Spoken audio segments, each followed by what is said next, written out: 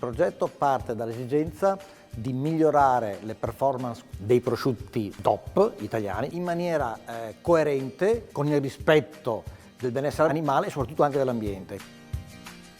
Provendop è partito nel 2017. L'obiettivo del progetto è quello di dare delle indicazioni agli allevatori del nostro settore per produrre un prodotto di qualità che abbia una identità. Negli ultimi anni una quota consistente di animali arriva in macello troppo magra. È necessario che ci sia un'adeguata copertura di grasso nelle cosce per far sì che il processo di stagionatura dei prosciutti avvenga in maniera ottimale. Quindi abbiamo portato avanti una serie di sperimentazioni in cui abbiamo voluto confrontare rispetto all'alimentazione tradizionale basata sul razionamento altre 3 diverse tipologie di alimentazione.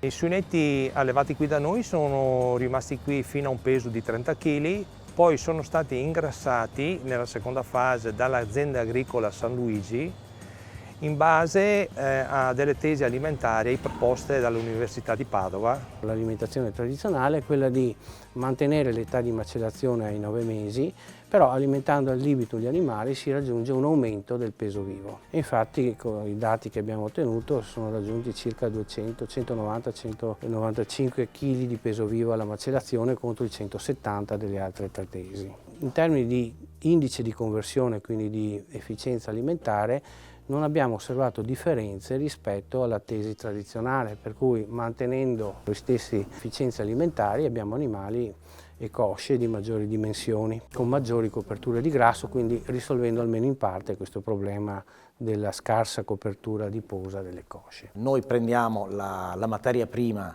che arriva, cioè le cosce fresche di prosciutto, e le portiamo a stagionatura. Quindi con tutta una serie di rilievi in ogni passaggio all'interno dello stabilimento, in tutte le fasi di produzione, proprio per poter vedere la differenza e poter vedere la coerenza di questa produzione all'interno della tradizione produttiva e delle capacità produttive che abbiamo.